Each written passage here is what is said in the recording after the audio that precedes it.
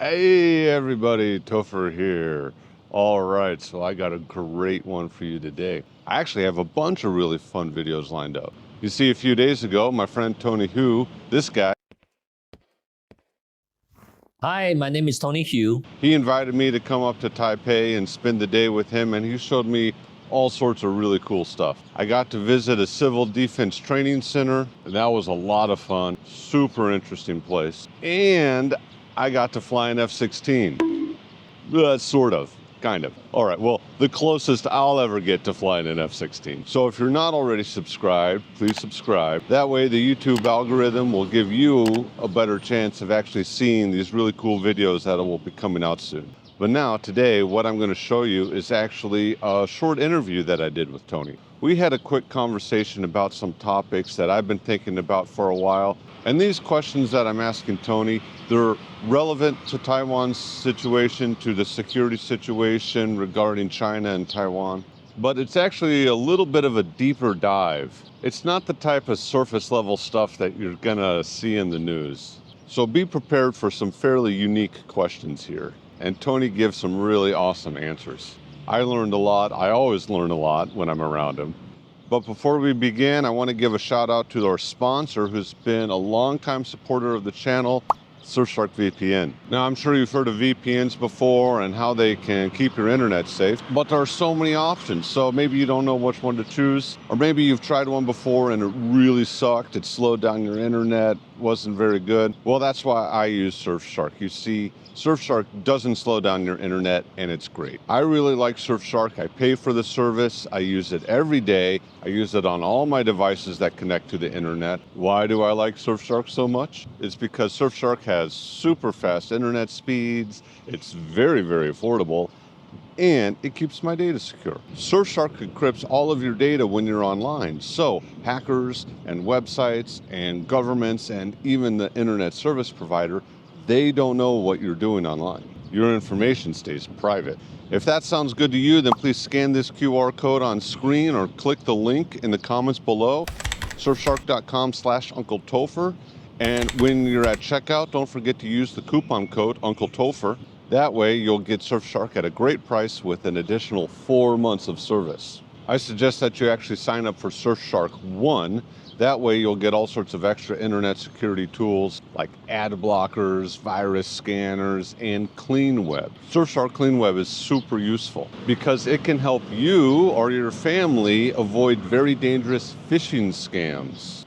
I'm sure you've heard of someone, or maybe you even know someone, who's lost money to an internet scam. Clean Web can help prevent that because it can give you an alert if the website you're going to is a dangerous, scammy website. And with just one Surfshark account, you can actually use unlimited devices. So that means that you can actually share your account with your friends and your family. And that just makes an already really affordable service even more affordable.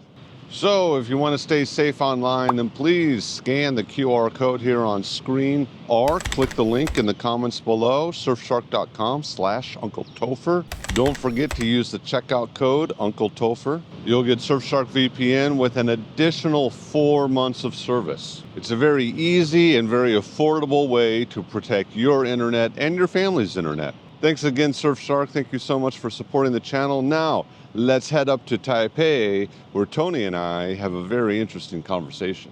Tony, good to see you. Same here, wonderful day. Thanks for coming on again. This is a really wonderful day. Yeah, Tony invited me up to Taipei to check out some cool spots. We've been having a good time so far. Lots of fun. You'll see it in other videos coming up. But I thought it would be cool, since we have the day together, to just go over a little bit of a conversation. Sure.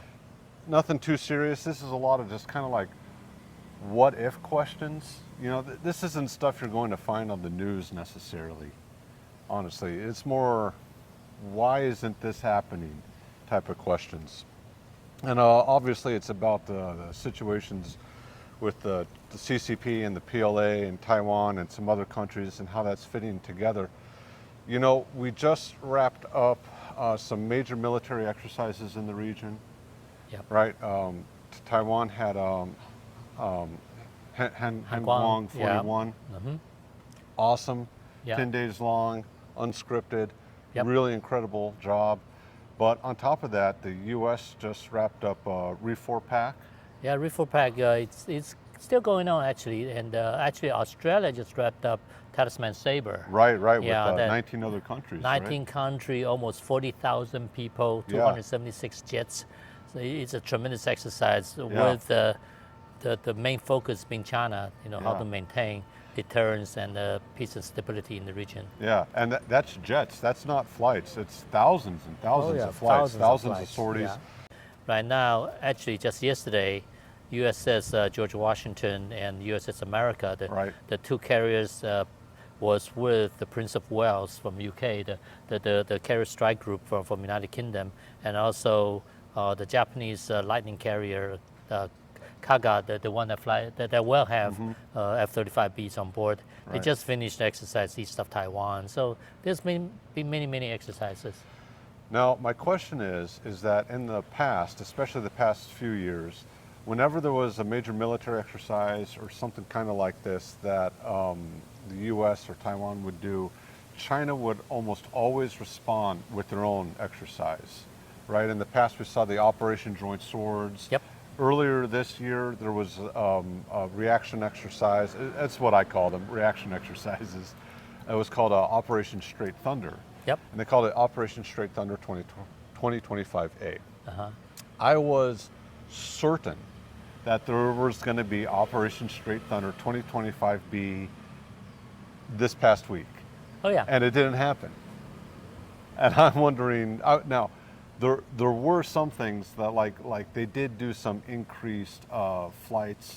Yeah. Right, so there was some increased activity, but there was no joint major exercise from China's side, and what happened? Well, actually, I think there might be different reasons. Obviously, China has been maintaining a very high operational tempo for a while, with circling flights around Taiwan, the ships harassing Taiwan, and the continued intrusion into Taiwan's ADIZ. In the same time, they're in South China Sea, harassing the Filipinos, the Vietnamese, maintaining the flights and the ship presence. And actually, just a couple of days ago, their J-15 was harassing the Filipino aircraft, and also U.S. destroyer in the area. I have always wondered, when they started doing this a few years ago, how long can they keep up this operational tempo? So it could be because of that, or it could be political. Do they really want to heighten the tension anymore?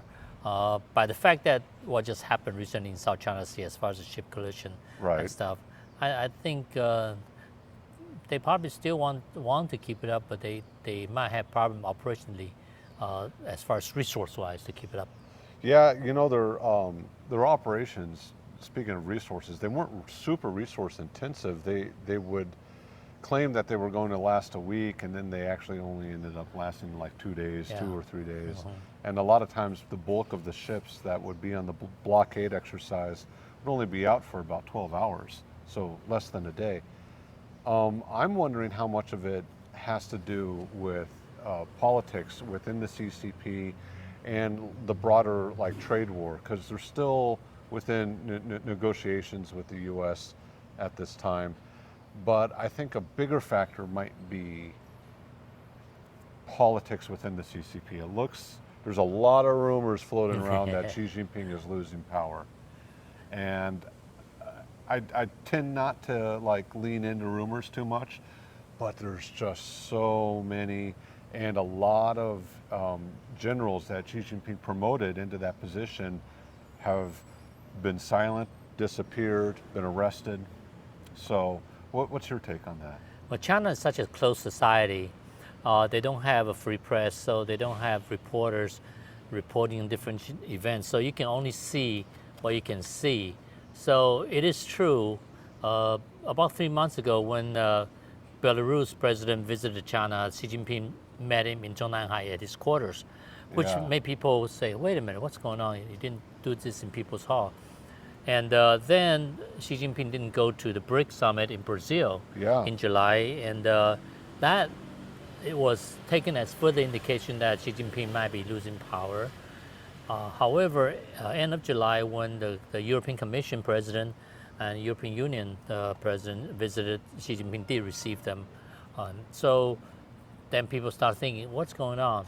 I think based on some of my conversation with other China experts that know a lot more about China than I do, we are looking at General Zhang Youxia. General Zhang Youxia is the vice chairman of the Central Military Commission. He is someone who has, he's well liked by the old guards, like the previous party chairman Hu Jintao, and also he's protecting the older generation guys from being harmed by Xi Jinping. So his power is very strong. And there's indication where he might be taking over and removing some of Xi Jinping's allies. That's interesting. Right. So apparently, I read somewhere else that Xi Jinping might be trying to find a way to gracefully step down. He is sensing the growth of opposition to him because he has changed the route concerning 2 terms and the retirement. He actually was setting up for himself to stay in power forever. Yeah. And that have met a lot of resistance now. So he senses he might want to step down peacefully so he doesn't lose his life. Yeah, if you're given those options, I can understand. Right. So someone is saying that he is trying to force General Zhang Youxia, and him retire together. I mean, there's that phrase, whoever controls the gun controls the country. Right. Or holds the power. And, she purged a lot of generals. Oh, yep. And he pissed off a lot of people in the A process. lot of people in the process. They want to get at him. Yeah. And he knows Zhang Youxia holds a lot of powers. That's why he's hoping. Some people saying he's negotiating a retirement with Zhang Youxia. So the guy who can kill him get to step down with him, sort of. Yeah, well, we'll see how it all plays out. Usually I don't pay attention to rumors like this because they usually fall flat, but it's been really intense the past year, especially. The past 6 months, it's really ramped up. And I mean, there's even rumors of Xi Jinping having a stroke last year. I don't know if that's true or not, but I guess we'll see how that all plays out. I wonder if that means that there's a possibility that the wolf warrior diplomacy might be coming to an end, that era. Yeah, from what I can see, because the previous party chairman, they served 2 5-year terms. Right. On the second 5-year term, they would already pick 2 or 3 successors. And when they're about 2 years out, they will pick that one to groom that person. They get to go to all these international meetings and stuff. She didn't do that. There's no successor for Xi. The last guy, Li Keqiang, or the vice premier, he was very sharp. And everybody thought he was going to replace Xi. But he ended up dead in a swimming pool. That's right. So there's nobody there. If Xi decides to step down, China will have a succession problem because they don't have a person.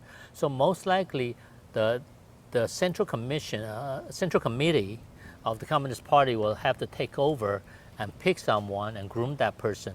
So I suspect for a period of time, it might be ruled by consensus. They might have a name, the person that picked, but that person doesn't have all the power. Okay. The Central Commission might do that, and if that's the case, I think the wolf warrior attitude will change. And also Taiwan might be temporarily safer because when you're ruled by a group, anyone can say, wait a minute, that's crazy. It's not like one person go crazy and enter a war. Yeah. So it might be a period of time that when it's ruled by committee, Taiwan actually might experience safer environment. But once again, it's a communist China. You never know. Well, it seems like it might be an opportunity for the whole world, especially the Chinese people, right? I mean, no one suffered more than them under the wolf warrior ideas. So I hope whatever comes to pass, it's good for the world. I can definitely see how there's powerful elders and people within the CCP and the PLA who would happily put Xi Jinping up as basically a scapegoat and push him off to the side and be able to say to the U.S. and to the EU and maybe even a little bit to Taiwan and even to the own Chinese people that like, all right, let's do a blank slate here. Yeah. Let's forget the past decade and we can fix some of these problems that guy caused. Yeah, exactly. The peaceful coexistence type attitude. Hopefully, will come back. Yeah, I know it's difficult to do on a one-party system because it's still within the same party, but they can still, kind of blame it on an individual. And multiple party systems, you can always blame the last administration for all the problems, right? Yep. Now, speaking of like multiple leaders in a country, I've been thinking a lot about Myanmar, Burma. So for those of you who don't know, a few years ago there was a coup that happened, and the military, the group that held the coup, has lost a lot of its force, a lot of its power. Some estimates are up to 2/3 of its power. And currently Myanmar is broken down into all sorts of like political and ethnic groups spattered throughout the region. Different factions. Right, yeah, so there's all these different factions, just like a series of like ethnic and political warlords basically fighting it out, lots of border skirmishes, and no one's really in charge. Now, for most people on the planet, that doesn't really mean anything, but for some countries, it's pretty important. And one of those countries is China, because it's in their backyard, and they have a very important Belt and Road Initiative, a pipeline project that's going right through Myanmar. It allows them to get oil and natural gas flowing from, by bypassing the Strait of Malaccas, right. Right.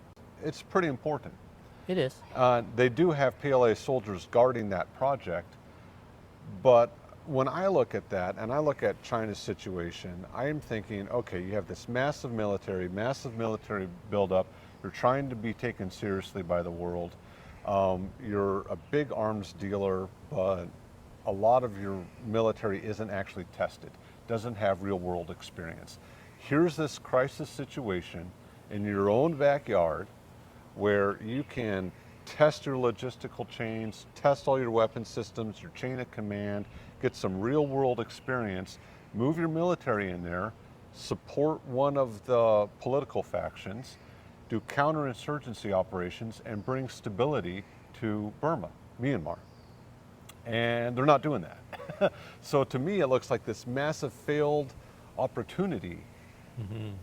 I don't know. Am I crazy for thinking that? Well, the people who like China in Myanmar is a portion of the military junta. Right. Because they're the ones that benefit from China's investment, the briberies and all that stuff. But in general, Myanmar, those people don't like Chinese. Sure. Along the border, the Chinese hoodlums are running the telephone scam operations right along the border. Yeah, a lot of organized crime. A lot of organized crimes, and they're kidnapping Myanmar's women to China to marry. So in general, the people don't like the Chinese there. So I think China sense if they want to get involved, and since Myanmar is such a mess, like you said, so many different factions, they might step into a hornet's nest. They might not be able to fully control, because the people they deal with actually may control a small portion of Myanmar. And how about the rest? What if they come under attack by the different gangs?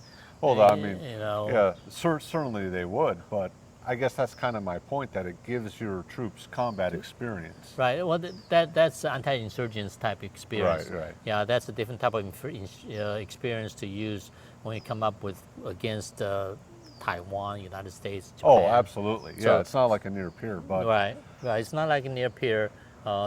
You're right to a point where they can, especially from a logistics sense point of view, how do you support how does the tail support the head, right? Right, yeah. That portion I think China is weak on, and they can certainly experience. So if they support faction within Myanmar, I can understand they might think it's a good practice, but it wouldn't be something they can use. That experience probably would not be immediately applicable to a force on force with a peer power. No, I agree with that, that it wouldn't be comparable to fighting with the U.S. It just, I think, I still feel like I understand both sides of the argument, right? I'm like, certainly it could be just a quagmire and end up in like just an endless war. I mean, I'm sure China doesn't want to have like an Afghanistan situation. Right, and a drain on their resources. Yeah, and there is that, but the biggest criticism to their military is that it's untested. Yeah, no experience. And, you know, they've got this opportunity to test it here. So, I guess it's something to keep our eye on to see if the Chinese do insert themselves, take advantage. But I can't understand if they don't. And also kind of going back to that internal politics and the disruption in there, they might not want to give any one of their armies the authority to or the opportunity to build up to build up force, build up forces and have them in command of a large portion of forces. I think that's also a worry they have within the Beijing. Yeah, if they don't completely trust their PLA generals. Right, and here's the guy with all the power. Yeah, interesting. Well, yeah, that's kind of just some thoughts that were running around in my head. I really appreciate you bouncing them off me here. That's good. Well, I'm glad we get a chance to meet. We don't see each other often enough. You always stay down south. I'm up north. Kaohsiung's beautiful. I love Kaohsiung. Should come down more often. Understand. I should. Well, good to see you. Likewise, man. Thank you so much. You're welcome. And hey, thanks a lot for watching. If you have any questions or any comments, please leave them down below. We love reading the comments. And hey, if you're not already subscribed, please consider subscribing, liking the video and all that. Thanks a lot for watching. A giant thank you to the channel members. We'll see ya. Bye-bye. See ya.